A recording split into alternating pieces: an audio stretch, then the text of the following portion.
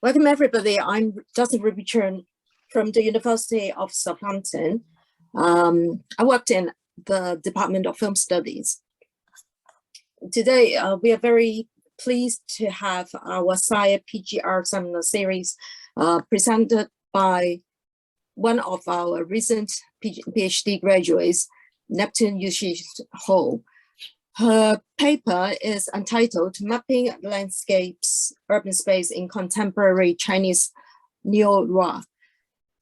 Neptune completed her PhD in film studies at the University of Southampton this year.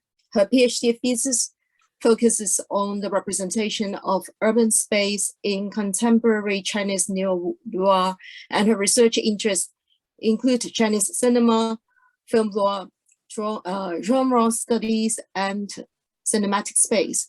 She has forthcoming publications on contemporary Chinese femme fatale figure and female spies in Chinese Cold War cinema. Currently, she is a teaching assistant at the film department, University of Southampton, as well as working on her monograph. So without further ado, I am passing it to Neptune. Thank you, Neptune. Thank you, Ruby. Thank you so much for introducing me. Okay, so now I'm gonna start sharing my screen.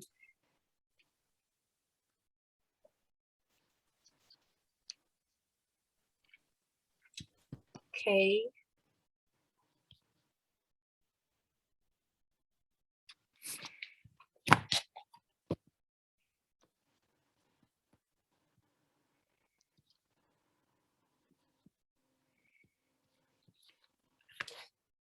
This thesis is about the representation of urban space in contemporary Chinese neo-noir to concentrate on the noirish cinematic spatiality through a city mapping process.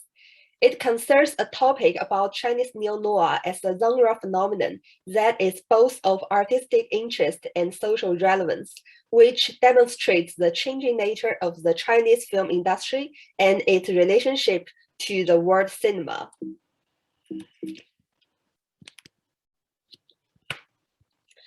And the genre and its creative tendency is exemplified by the release of Chinese neo-noir Black Crossing Eyes, directed by Diao Yinnan, which not only won the Best Picture Award at the Berlin International Film War in 2014, but also earned more than 100 million yuan in box office returns after being released on March 2014, which is a considerable box office record for a Chinese independent art film, especially compared with previous overseas prize-winning art films from the Chinese mainland.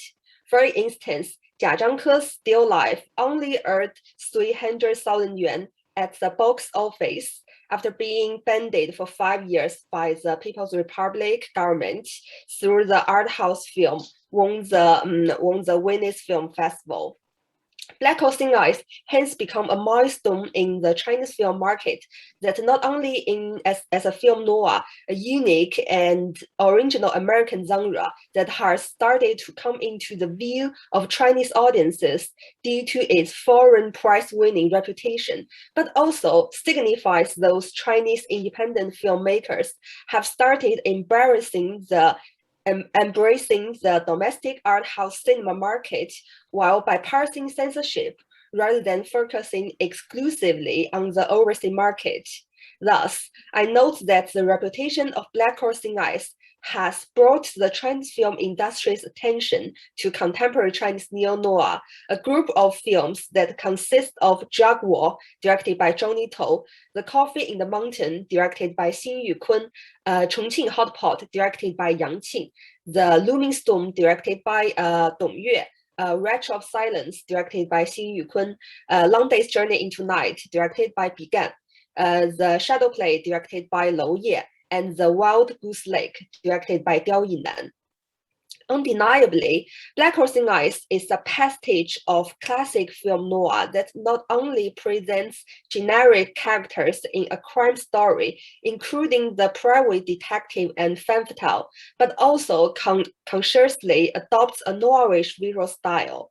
However, Black Horse in Ice and other contemporary Chinese neo-noirs may sit uneasily between genre and art house cinema. In the Black Horse in Ice symposium that has held at the Chinese Film Archive and Chinese Film Art Research Center on April 2014, Chinese scholar Li Xun illuminated how the film keeps the balance between extreme art cinema and commercial film due to its film noir outlook and personalized storytelling, focusing on the bottom of society and lower classes inner world.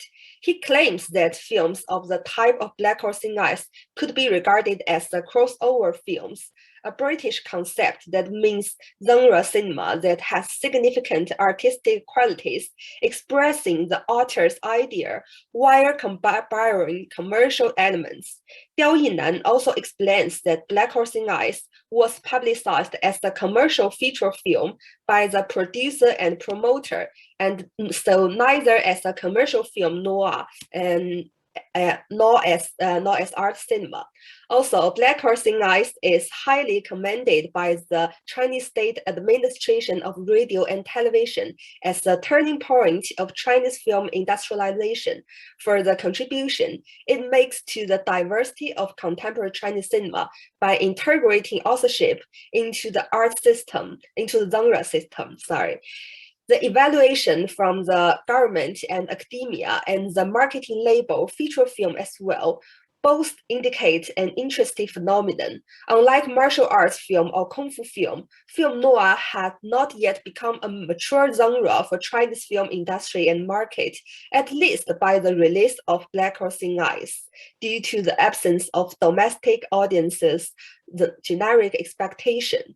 However, the crime thriller has recently become a popular genre for Chinese indie filmmakers, domestic audiences, and the rapidly developing mainland film market since the success of Black Horse in Ice. Drawing attention to this industrial phenomenon, my research defines contemporary Chinese neo-noir as a genre has already begun to take shape in the 21st century, beginning with Suzhou River, directed by Lou Ye in 2000, and Credit Stone, directed by Ning Hao in 2006, following a boost of Chinese crime thrillers in this decade, which I will explore further in the main chapters by textual analysis. Its generic appeal is just one aspect of broadened changes in the social economic situation that has transformed China in recent decades. The term film noir is a concrete film phenomenon based on the post-war American historical and cultural context, as well as a retrospective critical term that formed in the 1970s and gradually developed as a worldwide and fruitful scholarship. Simultaneously, what Vivian Sobczak calls the chronocope of classic film noir not only refers to the 1940s American society through a pessimistic, cynical, and fatalistic point of view, but also assembles a series of spatial settings of locales like a nightclub, shabby offices, dancing hall, hotel room, transportation in the dark city for presenting the aura of noirish. In other words, film noir originates from modernity and the peace of urbanization in 1940s American society.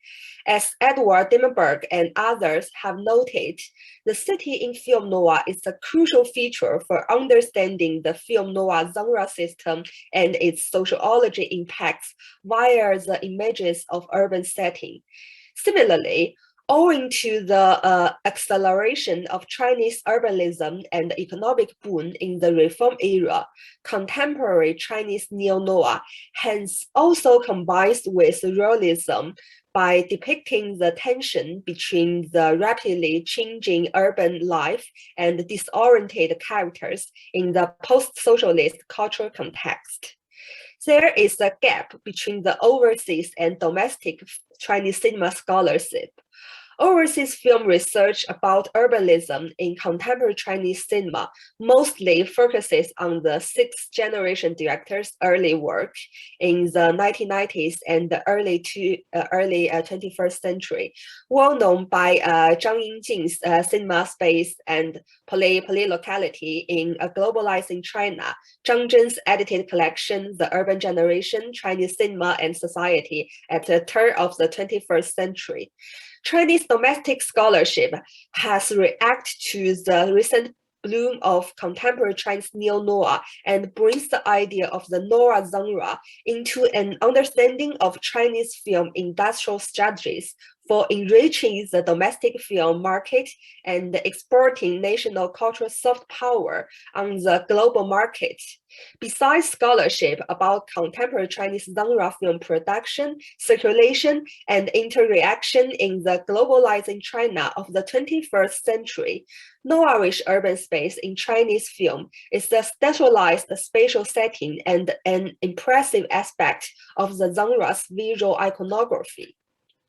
As a consequence, my thesis endeavors to address that problematic gap by mapping the mainland dark cities as part of the spectacle of contemporary Chinese neo-noir and emphasizes the historical, sociological, and cultural political context below the spatial setting by means of an interpretation of visual cultural symptomatology regarding the representation of urban space in classic film noir and its theoretical and methodological frameworks. My research will concentrate on the city landscape to examine the tension between spatiality in Chinese neo-noir and urbanism in the 21st century cinema, 21st century China, as well as exploring the social symptoms of the Chinese post-socialist cultural context that permeates the narratives of these films. In my thesis, I define contemporary Chinese neo-noir as a crime genre film phenomenon that presents crime cases with the visual elements of film noir, showing oppressed protagonists' desires, anxieties, and disorientation, expressing moral ambivalence, pessimism, cynicism, and fatalism in the post-socialist cultural context. Crossing the boundary of commercial film and art cinema, I suggest Chinese neo-noir has not yet fully formed as a commercial genre with typical generic characters like the femme fatale, a fixed visual style, and audience's expectations. But it's worth noting that Chinese mainland neo-noir parallels the film noir of other East Asian nations and regions, broadening the spectrum of the concept of global neo-noir during the current era of internationalism and transnationalism. Simultaneously, I argue that contemporary Chinese neo-noir also forms a dual value system in relation to the PRC mainstream ideology about the Chinese dream. On the one side, Chinese neo-noir sits between commercial genre and art house cinema, reflecting the insecure vicissitudes, anxiety, and darkness of the post-socialist cultural context through its noirish outlook and storytelling. It metaphorizes the alienation, disenchantment, and disillusion versus the mainstream values about the Chinese dream, wherein the appeal of its film phenomenon lies for film cinephiles, critics, and researchers. On the other hand, cultural conflict in the storytelling of Chinese neo-noir also is the sharp tension between social classes in the actual Chinese society since the Reform era through a superficially peaceful ending and the release of audiences' emotion, as well as resolving the dramatic opposition between rebellious independent filmmakers and government censorship by means of following the commercial modes of the crime detective genre. Consequently, contemporary Chinese neo-noir mirrors social symptoms, keeping a balance between policy, market, and artistic standards, rather than being completely against the propaganda of the Chinese dream. Therefore, as film noir is a constellation that maintains the ambiguities of film history, cultural output, and global filmmaking, I would like to keep a sense of the openness of contemporary Chinese neo-noir as a genre while approaching its cultural logics and status too. Unlike the Hong Kong neo-noir, contemporary Chinese neo-noirs started with the independent art film Suzhou River. It was developed in the low-budget crime comedy Crazy Stone, and afterwards formed into a specific type by Black Eyes as a well-known film of the Chinese sixth generation. Suzhou River shows an obvious noirish influence. There is a crime story about the kidnap and the male protagonist who is psychologically disordered, along with voice-over, flashback, low-key lighting, neon, nightclub settings, urban decay, moral ambivalence, alienation, pessimism, and fatalism. As Carlson argues, the representation of the protagonists living in the Shanghai city space is the most effective element that embodies the noir style in Suzhou River. The traditional family is absent from Suzhou River, whose main protagonists lack a past and have experienced failure in their family life, meaning that the dark city easily corrupts them. The narrator feeds himself by shooting private ceremonies, but does not have a formal job. Mei Mei plays a role of a mermaid in a nightclub. Ma Da is a motor express delivery driver. Mu Dan is a high school student. Her father is a divorced drunkard and involved in an alcohol smuggling business. Thus, these people are disoriented and marginalized by the rapidly developing modern city. Following Suzhou River, Crazy Stone is a more representative commercial film that shows the hybridity of crime comedy and neo-noir, imitating the British film Lock, Stock, and Two Smoking Barrels. Chen Jie points out that black humor in Crazy Stone is derived from the absurd allusion, parody, and pastiche in a postmodern cultural context. People's fate only depend on coincidence, hence the fatalism in the narration deconstructs the central role of the main protagonist's motive. Ning Hao also emphasizes the localism in Chongqing by the use of dialect and the representation of the cityscape, which parodies the detective and gangster in the Hollywood crime film as a pickpocket and security guard in Crazy Stone. These ordinary citizens' performances strengthens the iconic effect. Thus, I would like to sum up some common features of contemporary Chinese neo-noir as a special type. Firstly, the fatalistic mood of narrative, named Ming in traditional Chinese cultural context, is emphasized by Chinese neo-noir. The main protagonists lose their capacity to control their lives, and the result of their actions depends only on coincidences. Secondly, the main protagonists are mostly represented as oppressed people in society whose lives are filled with anxiety and disorientation. The reason that they commit crimes might be survival or because they want to sympathize with or understood, even they are criminals. Thus, moral ambivalence also fuels contemporary Chinese neo-noir. Thirdly, and similar to Hollywood film noir, Chinese neo-noir also mirrors the dark side of current reality. The crime stories of neo-noir do not exemplify violence in close-up or slow motion, but display ordinary people's real conditions of life. Crime cases mostly happen in normal life and are conducted by ordinary citizens, meaning that archetypal gangsters rarely appear in neo-noir. Compared with the Hong Kong crime film, the anxiety and fear that is part of mainland neo-noir is rooted in a superficially peaceful society, which, however, hides conflict and danger in the darkness. Firstly, noir elements have also been widely used in films, as these new filmmakers have a noir sensibility through which they are able to adapt film noir principles. Finally, except for drug war, these Chinese neo-noirs are low-budget films resembling the B-movie tradition in Hollywood.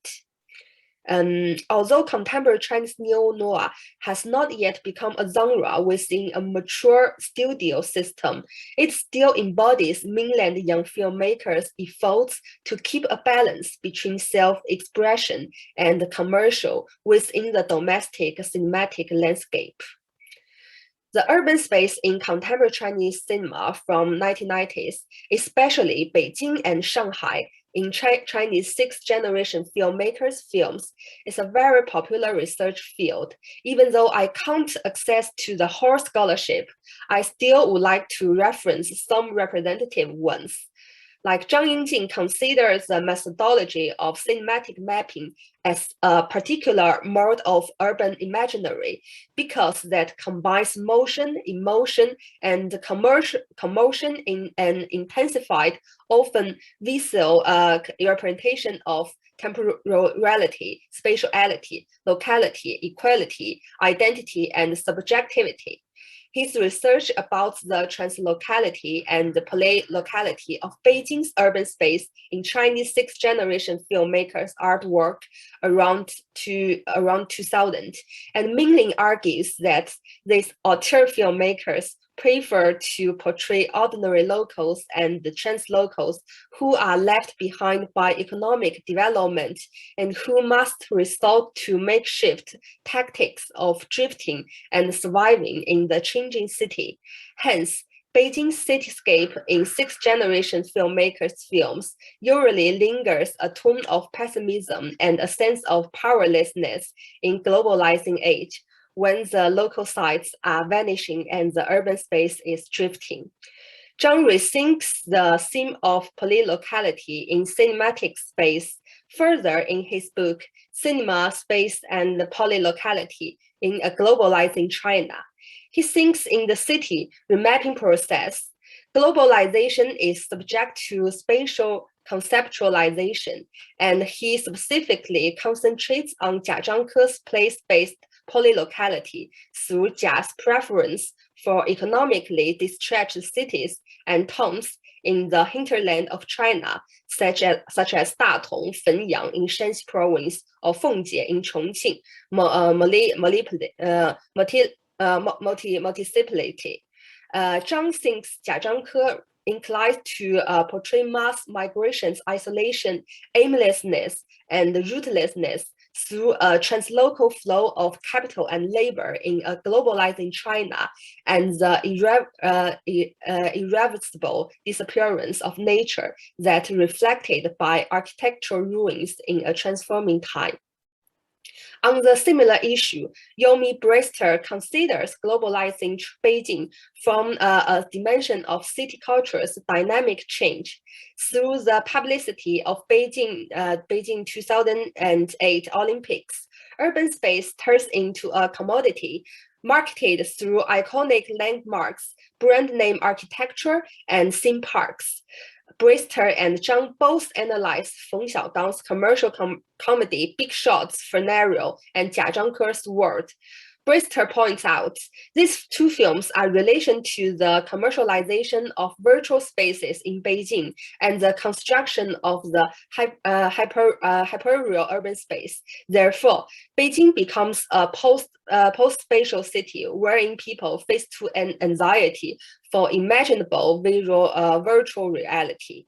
My chapter's framework is also inspired by Michael Barry's remarkable book, A History of Pain, Trauma in Modern Chinese Literature and Film.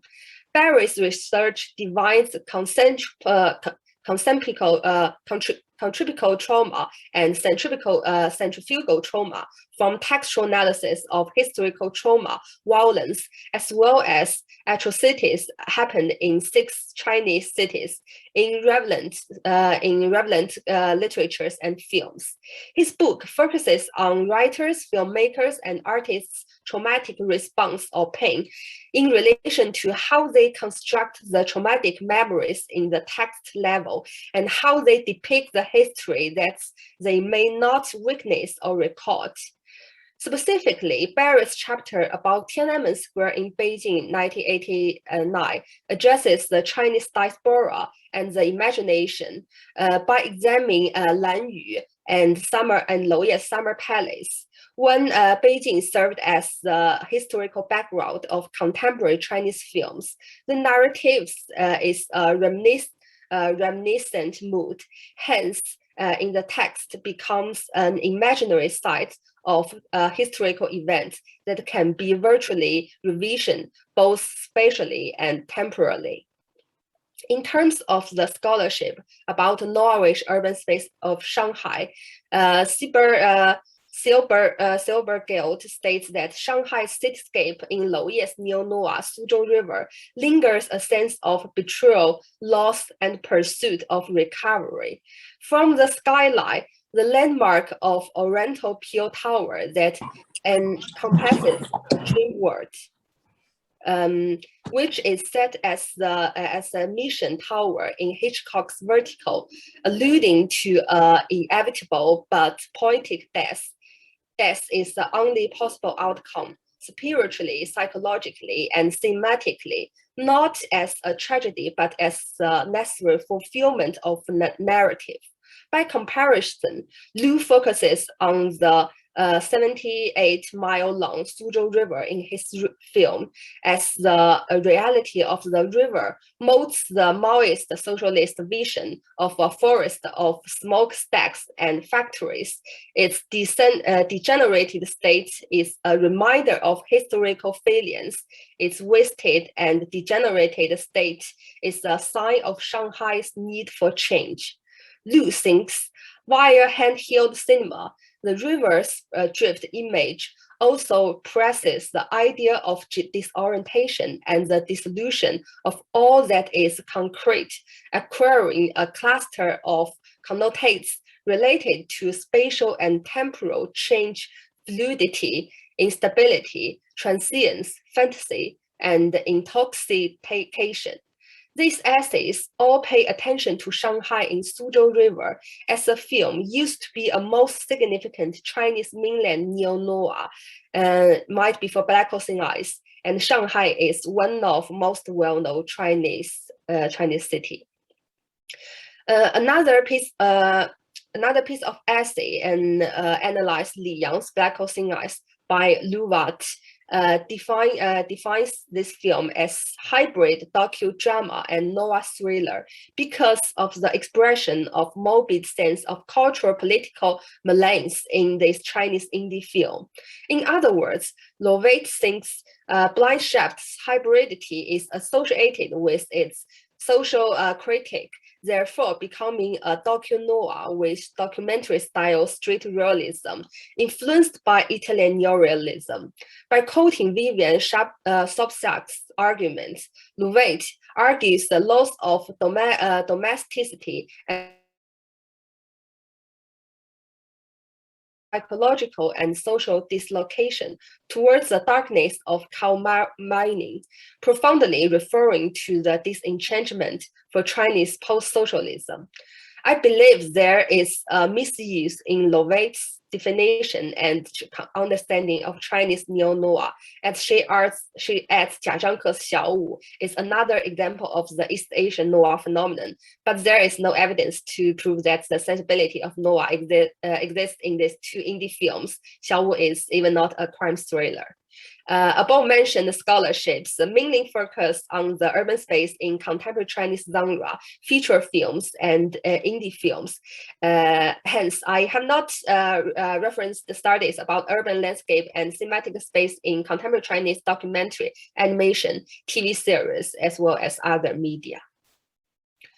Differing from other contemporary Chinese neo-noirs under discussion in this thesis, the Chinese police plays an important role in the narratives of Zhang Nito's drug war and Lou Ye's shadow play. In fact, the specificity in the crime plots of these two films imposes more challenges to passing Chinese governmental censorship because Chinese public security themed film and television usually has to undergo stricter censorship than other genres. Precisely, Chinese TV series censorship management regulation stipulates that filmmaking teams must apply for project approval to SIAH before they start shooting. Apart from this, spatial themes relate to politics, military, diplomatic, national security, patriotic, united front, ethnic groups, religion, justice, and public security must also apply for theme-related governmental department approval. This means that the production team must also submit the crime film script and apply for the project approval to the Ministry of Public Security of the People's Republic of China in advance if that crime film wants to present the Chinese police. Not only that, in 2004, one official document entitled Notification about Strengthening Management of Crime Film TV Series Censoring and Broadcasting came out, which stipulates that the state administration of radio, film, and television should rigorously control the quantity of crime-themed films and TV series, scenes presenting violence, murder, and brutality should be reduced and weakened. Crime-themed films and TV series can only be broadcast after 11 p.m. on television. In 2011, the official Chinese crime film regulation notification about practically strengthening management of public security film and television producing and broadcasting was made harsher so as to clarify the procedure and details of Chinese crime film censorship. This regulation requires that Chinese police must have positive roles in film and television. Crime films and television must avoid portraying criminal and detective details. Criminals cannot be glorified and so on. Due to these several restrictions, on the one hand, the quantity and quality of Chinese mainland crime film and televisions does not usually satisfy Chinese audiences. On the other hand, as propaganda is also one essential function of genre, Chinese crime film has been closely followed and managed by Chinese government according to ideology consideration. I would like to give an example of the film. Here's a black oceanized drug war that I analyzed. And I would like to specifically analyze Lou Ye's The Shadow Play, which is released in 2018. The storytelling of The Shadow Play refers to Chinatown and blow up, presenting the corruption and the craze of land development in the 30-year China's reform era with the urbanization process. In the openness of The Shadow Play, Lou Ye presents the city landscape of Guangzhou through aerial filmmaking that the urban space is enveloped in smoke and mist. As the camera draws tail down to the ground in the aerial gaze, jump cuts in high-angle foreshots show the slum coexisting with the skyscrapers, and the villagers still live in the demolishing urban village. Then the real footage between villagers and the police erupts in the center of urban village, as most of villagers reject to sign the recollection contract, and they accuse the corruption of village committees, concluding with real estate business. The context of black gold politics in the land development of urban village in Guangzhou becomes the narrative background. Therefore, the opening aerial cinematography in the shadow play with stringed background music not only sentimentally portrays a dramatic erosion and destruction in the urban sprawl process, but also forebodes a sense of urban anxiety that marginalized urban villages are protesting against the relocation, while the old district inevitably vanishing in the history of urban development. Moreover, in the plots that a police detective Yang Jiadong flees to Hong Kong for collecting evidence, he investigates the hotel CCTV recording and finds the alibi of Lin Hui. Then he discovers the patricidal murder Xiao Nuo by blowing up a photo of that crime scene, and Xiao Nuo's blurry figure is in shadow. The all-pervasive surveillance images intertwine with the crime detective, highlighting the sense of urban anxiety. Lou Ye's personalized jump cuts in highway tracing scenes, additionally, also exemplify the sense of insecurity and threat through the fragmented editing of violence and the vastness of highway network in the dark urban space. In conclusion, within the panoramic urban space in Chinese film noir, the shadow play, surveillance plays a significant role both in the narrative and cinematography, mirroring the urban anxiety of invisible gaze in a naked city. In the metropolises of this film, the highway network, moving automobile, and its eagle-eye shooting angle also dramatically configures a noirish urban space through its centrifugal trend. Okay, and here is.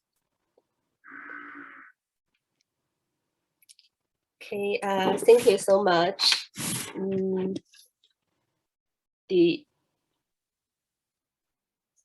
Thank you, Neptune. So we can have about 20 minutes for Q&A.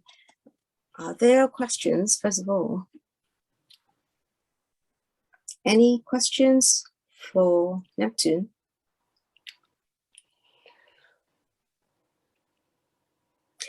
If not, can I ask you a question? I saw that one of your example is drug war.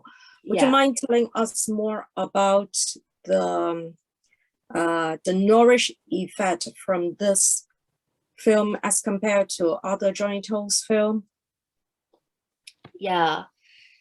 Actually, that's I do respond this film that I do respond to this question that's in my thesis. That's just I can't add it in details.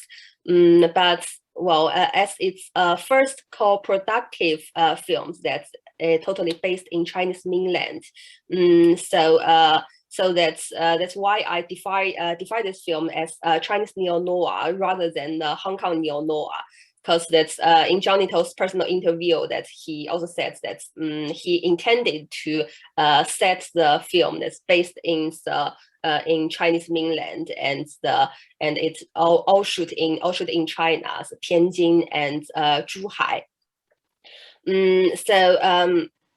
So like in this film that's I think that he still keep the personal taste and some of his like the paper used actors and actresses, but But like in this film, the Hong Kong protagonists are portrayed as the bad people, and they have the drug dealing business, and so the male protagonist, and he is anti-hero. That's his moral ambivalence is represented by that he has a family that he would like to keep, to protect his family and to protect his siblings, but that he would also want to save his own life. So not only he betrayed that his original background, but also like betrayed the police, and he just pretended to cooperate with the police. So I think that's also like situated and kind of embarrassed status. That's Johnny To, when Johnny To portrays the mainland urban space, that he meaning that highlight a sense of surveillance, that's all be gazed, that's all under control, and that in this film there are many like close-ups of the CCTV and of the surveillance that's on the highway network. So I think that's how the urban anxiety that come from.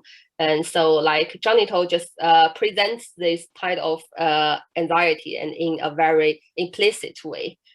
So I think that's the main feature that's slightly different with his previous films. Okay, thank you. Thank you, Ruby.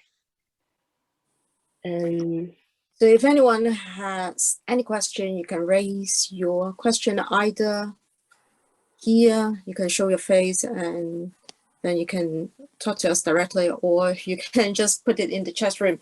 Kevin, I see that you just turned on your camera. Yeah, I'm not very good with Zoom.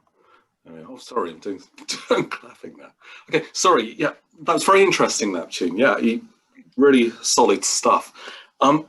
I keep thinking about the connection with American noir, and as you know, there was a debate about whether film noir was a genre or a historical cycle, and some people thought that originally it was a cycle from the late 1930s to the 1950s, a kind of historical thing that was revived as a genre.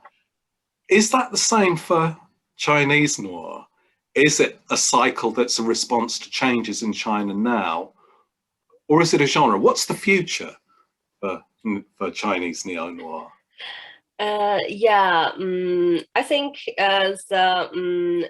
there are some similarities between the term of Chinese between term of film noir that's in American cultural context and Chinese cultural context. Like in post-war American in post-war Hollywood, and film noir, this term, it's like a retrospective term that it be defined by film critics, film reviewers that's in the 1970s to define a large group of crime thrillers that happened in the post-war era, and they term this film noir as a genre.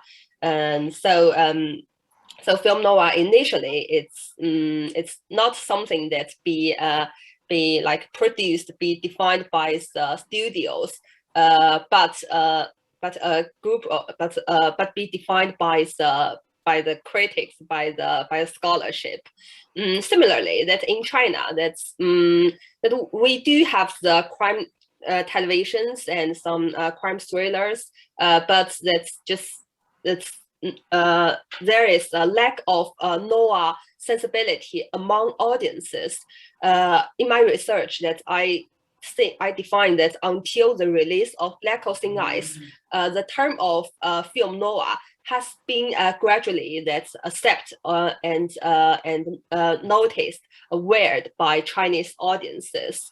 So it's also like the retrospective idea that first for the Chinese mainland film industry, and And also like for the noir sensibility, and I define this group of film noir because that's in my thesis there is clear evidence that the directors that have the noir sensibility, that they mention it in their interview or in another announcements or publicity, and they said, well, they use some noir elements that they would like to just add some flavor, add some noirish flavor.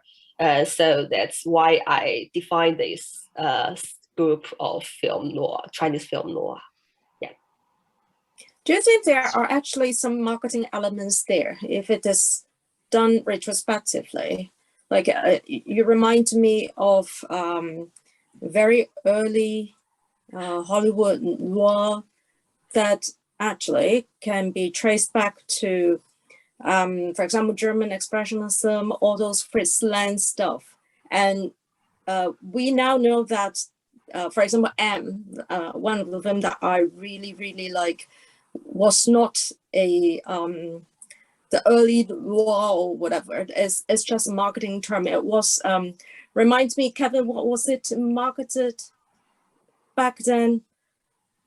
It was marketed in under another label. So it reminds me that it could be that kind of marketing techniques marketers are using rather than just film critics. What do you think about that in that case?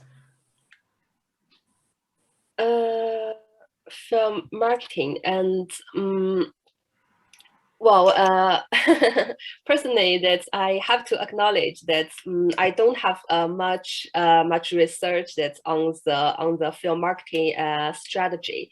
That's when I that deal with research about Chinese film noir, and I noticed that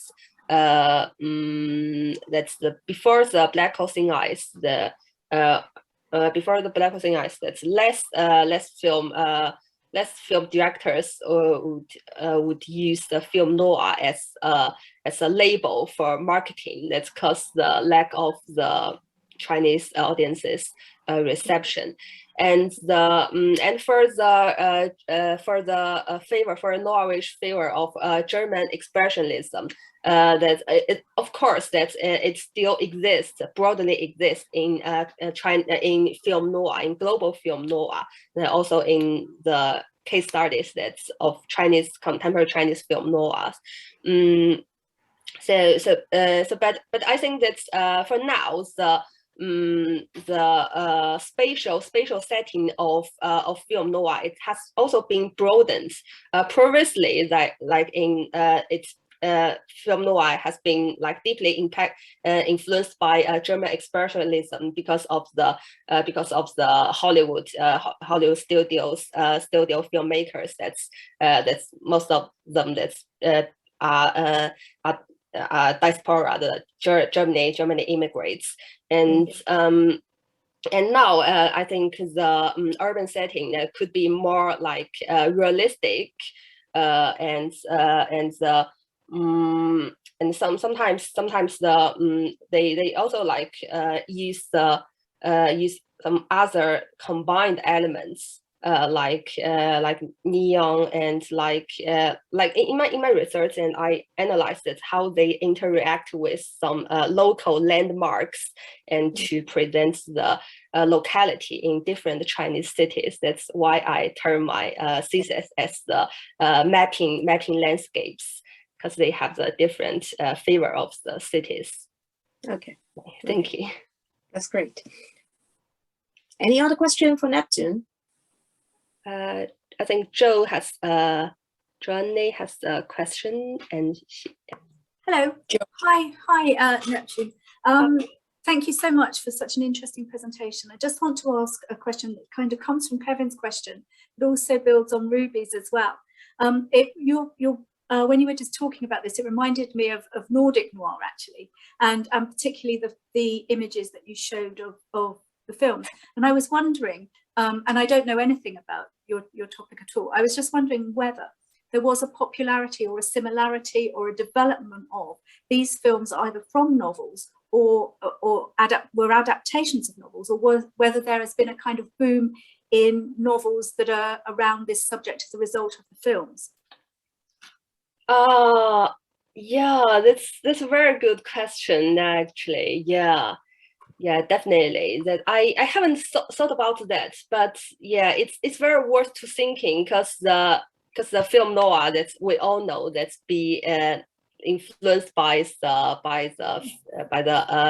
crime fictions, the hard-boiled novels, and the early script writers, that they play a very important role in the film noir making process. I have to say that in this Chinese film noirs, the director take part in the most directors take part in the script writing, and so like in my research, and I also like define they are, most of them are like young indie filmmakers, that they why they choose film noir as their early film, because they want to keep some personality, but wouldn't abandon the commercial potential, the commercial values. So they would like to keep balance, could attract audiences that from the crime elements, that from the detective elements, but also want to like keep some artistic favor and the noirish sensibility, as well as the stand of a social critic. So that's many of them that choose, and many of them that join the script writing, that to build a crime detective story that could attract audiences. But yeah, that's you remind me important aspect there. Thank you very much. Thank you very much. Thank you. Thank you, Jo. Are there other questions for Neptune? We still have a few minutes, so we can have at least 2 questions.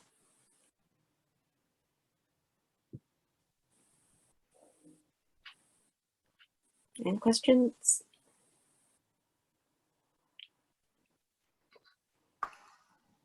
Can I ask you one more question? Oh, Kevin first.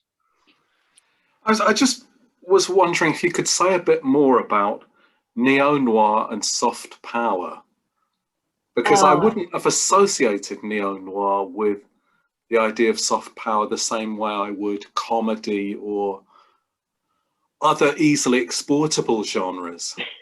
Neo-noir seems heavily rooted in Chinese culture, and I'm not sure how does that work in relation to soft power? Yeah. Yeah. Like simply that I think the Chinese government as the administrative, that they think the the festival award winning films that to some extent that boost the soft power. Okay. Yeah, but that's only a good answer. Yeah, only if that they're not dealing with really like politically sensible topics. But if they win awards, even if they're dealing with politically sensitive topics, that's kind of still a form of soft power for China. Yeah. Yeah, but well, it's just between the Band-Aid and what kind of film that could be allowable to screen in the mainland cinema. Okay, thanks. That's good. Thank you. Thank you, Kevin. So we can have one question. How about I chip in one? You mentioned in your about biographical the paragraph that I read out just now. You mentioned that you are working on a monograph, right? Is it based on this? So can you tell us more about your monograph or the research direction that you are going to to adopt in that monograph? Because I believe it would be a little bit different, at least a little bit different from your thesis. Is that correct? Yeah, well, to be frankly, that's still in the very early stage of the monograph. So it's not like I write already that's the millions of words. It's just a start, and it's of course it's gonna based on my thesis, because I haven't have other like research output. Yeah, but I do like have the kind of that start writing my just monograph, just a proposal, and just to like try to think about the idea, and also like have some contact with the publishers. So yeah, just think about it, how to structure my idea of the thesis as a book. Yeah, so if you did have some advice that's about how to structure the idea, that's I will happy to know that we could get contact in future. Yeah, definitely. Yeah, I haven't read your thesis. I'll be interested in reading it, because some part of it is kind of linked to my own research as well. So we can discuss it offline later on. Yeah, no problem. Yeah. So are there any questions? One last chance. Question? No. In that case, we can possibly wrap it up. Would that be okay? Neptune. Yeah, because the time that's already it's time that we should finish. So Okay. yeah, Thank you. And there seems there are no questions that come from the chat. I don't see anything. Yeah. No information that's on the chat. No. Anyway, that's thank you everyone for coming today. Yeah. Thanks Neptune for the talk, and thanks Claire for coordinating it. Also thanks Joe for inviting me to chair this. And hopefully we'll see each other in the near future. Yeah. See you soon. Thank you. Thanks, Neptune. Thank you very much. Thank you. Bye-bye. Bye.